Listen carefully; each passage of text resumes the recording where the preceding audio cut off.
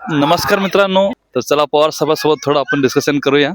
नमस्कार पवार साहेब. नमस्कार. मग काय चाललंय म्हणताय? काय नाही, रनिंग चालू आहे गोळाफेक. गोळाफेक चालू आहे. हो. ओके, सर्वप्रथम आपलं नाव काय? अशोक भाऊराव पवार. ओके, तर आपलं कुठले आहात? मी बीड जिल्हा आणि माझी पोस्टिंग सध्या चिंचवड, पिंपरी चिंचवड मुख्यालय. ओके, पिंपरी चिंचवड मुख्यालयाला आहे का? हं. ओके, मग किती वर्ष झाला तुम्ही पोलीस डिपार्टमेंट मध्ये आहे? 12 वर्ष झाले मला. ओके ओके, मग तुम्ही कसं बघता हे पोलीस डिपार्टमेंट? तसं चांगलं आहे. पोलीस डिपार्टमेंट आपापली नजर असते आणि माझ्या नजरेत तर एकदम ओके, क्लिअर आहे. ओके, मग जे काही नवीन पिढी आहेत आणि जे 19-20 वर्षाचे आहेत, मग त्यांनी प्रयत्न कसे केले पाहिजे, तो प्रॅक्टिस कसं केलं पाहिजे की भरती होण्यासाठी? आता स्पर्धा एवढी आहे, हा.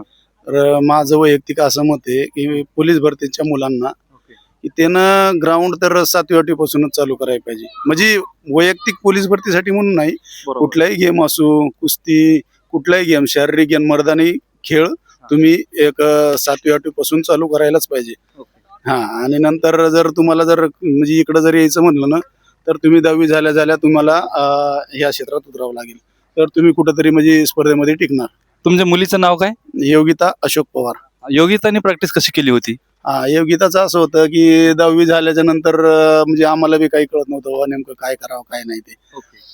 तर मग विषय असा झाला, मी म्हणलं बाबा तुला काय करायचंय काय नाही, मग ती बी असंच विचार झाला. मग आम्ही थोडंसं 2-3 जण मिळून चर्चा केली, मग काय करावं. प्रदीप पवार सर होते आमच्यासोबत, ओके, आमचे मित्र होते. मग ते आम्ही चर्चा केली, म्हणले काय नाही, म्हणलं इकडे तिकडे जाण्यापेक्षा म्हणलं एक क्षेत्र चांगलं आहे म्हणले.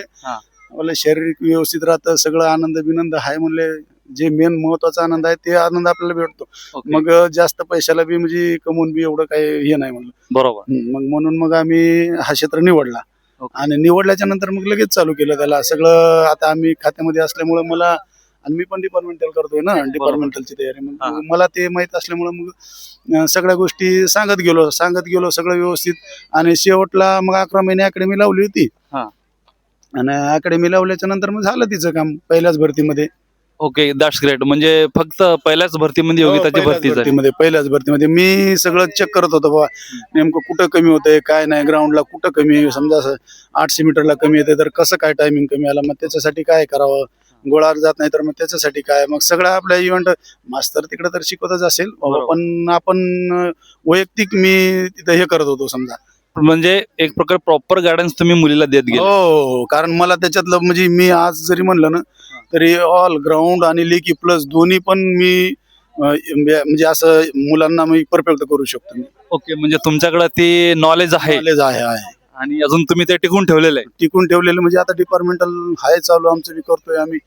2 वेळा झाले, आता शेवटचं एकदा देईन असं माझी बी इच्छा आहे. म्हणून मग आता एवढं वेळ केलं तर बाबा आता मी शेवट एकदा करावं म्हणून आलोय रनिंग करण्यासाठी. ओके, तुम्ही पण अजून तयारी करताय? हो, करतोय मी पण. तुम्ही कशाची तयारी करताय? मी डिपार्टमेंटल PSI ची तयारी करतो. ओके ओके, मग तुम्ही आता थर्ड टाइम का आता? हा, आता शेवटच म्हणायचं म्हणून आता जोरदार म्हणजे आता सोडायचंच नाही, म्हणजे बाबा काही झालं तरी बाबा किती काय झालं तरी शेवट आहे.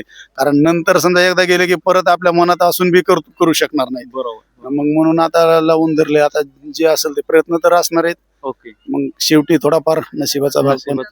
हा, म्हणजे फुल तयारी चालू आहे तुमची? चालू आहे. गावाकडचे अथवा शहराकडचे कोणीकडं मुली तो भरतीच्या मध्ये उतरला पाहिजे की नाही?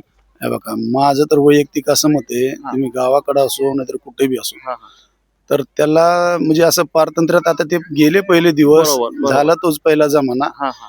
पण आता तुम्हाला म्हणजे एवढं प्रत्येक ठिकाणी जवळजवळ 50% आरक्षण म्हणजे प्रत्येक क्षेत्रात तुम्हाला बरोबरीचं स्थान दिलंय बरोबर सरकारनं. मग तुम्ही त्या हिशोबानं तुम्ही लढा, तुम्ही आपलं स्वतःचं अस्तित्व तयार करावं मुलींना, असं मला वैयक्तिक वाटतं. आणि असं बी नाही काही की बाबा गावाकडल्या मुली म्हणजे स्पर्धा परीक्षा देऊ शकत नाही. बरोबर, अगदी घरी राहून पण MPSC करू शकते मुलगी पण फक्त योग्य मार्गदर्शन त्या वेळेला समजा तिथे हे पोहोचलं पाहिजे.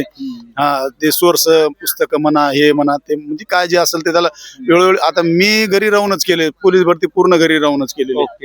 ते अकॅडमीलाच जावा किंवा तुम्हाला योग्य लायब्ररीज भेटावी असं काही हे नसतं. फक्त काय माहिती का, एक मनाला कळ लागली पाहिजे आणि ती कळ कधीच बंद झाली नाही पाहिजे. तर मग तुमचं कुठे बी तुम्ही एकदा उतरलात, मनात ध्येय ठेवून जर उतरलात ना, तर 100% नाही 100% तुम्ही होऊ शकता कुठल्याही क्षेत्रात. म्हणजे भरती म्हणत नाहीये मी, कुठल्याही क्षेत्रात. आणि सगळ्यात महत्वाचं म्हणजे काय माहिती का, मुलांनी मी शाळेत बाबा मी कमजोर होतो किंवा अभ्यासामध्ये मी कमजोर होतो बरोबर. हे डोक्यातून पहिलं काढून टाकायचं. Correct. स्पर्धा परीक्षेचं आणि शाळेचं अर्थार्थी मी तर असं म्हणतो की काही संबंध नाही. राईट. कुठलाही संबंध नाहीये. बरोबर. हा, जर तुम्ही ठरवलं तर कुठल्याही पोस्टला तुम्ही जाऊ शकता. अगदी 10वीला 3-4 वेळा नापास झालेला मुलगा पण कुठल्याही पोस्टला जाऊ शकतो. बरोबर. हा, एकदम बरोबर आहे. मग मला एक क्वेश्चन विचारायचं आहे की जे मुली असू द्या मुलगा असू द्या, प्रयत्न कधीपासून सुरू केलं पाहिजे? आता सध्या असं जर विचार केला ना, स्पर्धा परीक्षेचे युग आहे. आता कुठल्या क्षेत्रात उतरायचे त्या हिशोबानं. पण मला असं म्हणायचं की त्या वाटेवर जाण्यासाठी तुम्हाला म्हणजे लवकरच म्हणजे रस्ता धरण्यासाठी तुम्हाला एक 7वी 8वी पासूनच म्हणजे मुलांना थोडंफार म्हणजे कळायला लागलं ना की बाबा त्या क्षेत्राचं हळूहळू ज्ञान दिलं म्हणजे देत राहिलं ना, मग ते ऐन टायमिंगला जड जात नाही. आता उदाहरणार्थ आता माझा मुलगा आहे. आता समजा थोडक्यात जर बोललो तर मी जवळजवळ 3री-4थीला तालीम लावलेली. ओके. आज गोळा 9.5-10 मीटर फेकतोय. बरोबर. पोलीस भरतीचा गोळा. बरोबर. बरोबर आहे. हा. मग जर तुम्ही पहिल्यापासून कुठल्याही गोष्टी समजा त्या मुलांना टिप्स किंवा पहिल्यापासून जर कुठल्याही गोष्टीचा सराव दिला तर ते ऐन टायमिंगला नाही होत. आता काही मुलं आहेत भरती झाले तरी आउट ऑफ नाही जात. भरतीला बरोबर. पण आउट ऑफ नाही गेला. बरोबर. सांगायचं तात्पर्य हे की तुम्ही कुठल्याही गोष्टीला समजा एकदा ध्येय निश्चित केलं तर एकच ठेवा. मग त्याच्यामध्ये आलटापलट करू नका. मग आलटापलट केलं ना, मग असा म्हणजे समजा हे होतं लफडा होतो की बाबा इकडे बी करायचं आणि तिकडेही करायचं, मग दोन्ही होत नाहीत. Correct. मग कुठलंही एक क्षेत्र निवडा तुम्ही आणि Okay. क्षेत्र निवडल्याच्या नंतर एकदम झोकून द्या. मी असं गॅरंटीनं सांगतो की तो मुलगा असो मुलगी असो तो 100% नाही 100% होणार. आणि नाही झालं तर हा म्हणजे व्हिडिओ बाबा तुम्ही हे करू शकता. म्हणजे एक तुमचं म्हणणं असं आहे की लहानपणीपासूनच मुलांना म्हणजे पहिल्यापासूनच एवढं लहानपणी बी नाही. त्याचं समजा मनोरंजनचे जे दिवस आहेत ते जाऊ द्या, पण जोपर्यंत ज्या वेळेला त्याला म्हणजे असं थोडं समज येते बाबा मुलांना, बरोबर तेव्हा म्हणजे बाबा आपल्याला असं झालं पाहिजे, असं केल्यावर असं होते, दुनियादारी थोडी थोडी कळायला लागली, मग त्याला त्या क्षेत्रात उतरून द्यायचं बिनधास्त. कुठलंही क्षेत्र असू द्या. हो. तरुण पिढी आहे त्यांच्यासाठी काय सांगणार तुम्ही, कसं त्यांनी सक्सेस झाला पाहिजे लाईफ, म्हणजे नुसतं पोलीस भरतीच नाही तर कुठलीही जो जीवनामध्ये यशस्वी होण्यासाठी काय म्हणाल तुम्ही?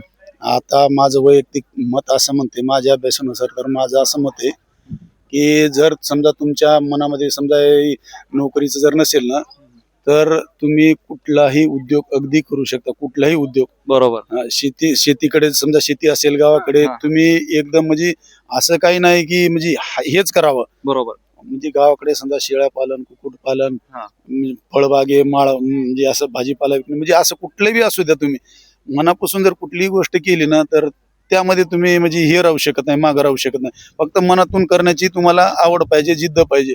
अगदी कुठलाही उद्योग असू दे, म्हणजे फक्त इकडं समजा नाही तुमची इच्छा नसेल तर म्हणतोय मी. बरोबर. जर एकदा इकडं हे झालं तर मग विषयच नाही.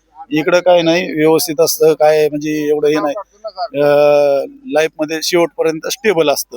बरोबर. सारखं आता सध्या भरतीची प्रॅक्टिस करत आहे, पहिला झालं नाही, दुसरं झालं नाही, असं किती प्रयत्न केला पाहिजे? आता ह्याचा विषय असा असतो भरतीमध्ये, बाबा मी किती पाण्यात आहे स्वतः. समजा उदाहरणार्थ जर मिरिट लागली, समजा उदाहरणार्थ की 132 मिरिट लागली आणि समजा आपण 100च्या पुढे जात नाही, बरोबर, तर मग त्याला अर्थ नाहीये. करेक्ट.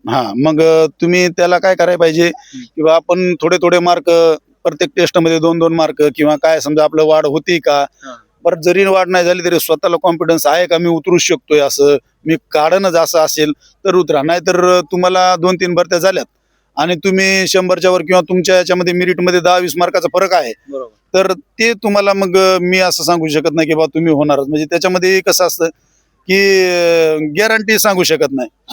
स्वतःला कळायला पाहिजे. स्वतःला तुम्ही पहिलं समजावून घ्या की मी होऊ शकतोय बाबा, की मी आता इथपर्यंत आलोय म्हणजे 1-2 मार्काने कधीही काढेल.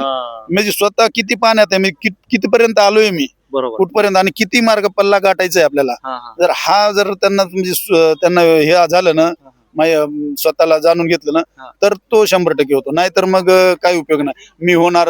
आता काही पोरं भरती करतायत. आता मी प्रश्न विचारतोय पोरांना, 2014चा मुलगा आहे, मी त्या दिवशी मी प्रश्न विचारले मराठी व्याकरणचे तर त्याला देता आले नाही. ओके. मग त्यानं स्वतःला कुठेतरी सांगायला पाहिजे की आपण एवढे वर्ष झालो तरी नाही आपल्याच्यानं होत, तर मग आपल्याला काय बाबा म्हणजे नुसतं टाइमपास, मग त्याच्यात अर्थ नाही. बरोबर. तुम्हाला एकदा पुस्तक घेतलं की मराठी व्याकरण पहिल्या कडीपासून शेवटपर्यंत तोंडपाठच पाहिजे.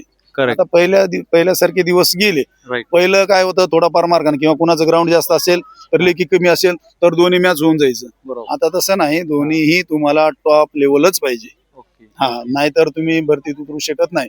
आणि असं डोक्यात काही आणायचं नाही किंवा आपल्याला मला गणित जमत नाही, मराठी व्याकरण जमत नाही किंवा बुद्धिमत्ता जमत नाही. हा. ह्या गोष्टी म्हणजे मिथ्य आहेत, म्हणजे ह्याला काही अर्थ नाहीये. बरोबर. म्हणजे त्याला काय अंधश्रद्धा म्हणायचं थोडक्यात. ओके. हा, की मला जमणार नाही किंवा मला जमतच नाही. एकदा थोडस मनाला एक सांगून दिलं ना, हा. तर सगळ्या गोष्टी अगदी परफेक्ट एकदम जुळून जातात 100%. ओके. ओके. हा, धन्यवाद. तुम्ही अतिशय छान माहिती दिली. जीवनात आपल्याला पुढे जायचे तर लवकरात लवकर जर सक्सेस व्हायचं असेल तर आपण स्वतःला ओळखलं पाहिजे. आपण जर स्वतःला ओळखलं, आपलं पाणी किती जर आपल्याला कळलं तरच आपण पुढचं पाऊल उचललं पाहिजे. आणि नाहीतर आपल्याला भरपूर काही ब्रँचेस आहेत, ते ब्रँच आपण आपलं जे आवडतं ब्रँच आहे ते निवडलं पाहिजे. धन्यवाद. आणि व्हिडिओ आवडल्यास नक्कीच लाईक आणि सबस्क्राईब करा. धन्यवाद मित्रांनो. जय हिंद, जय महाराष्ट्र. धन्यवाद.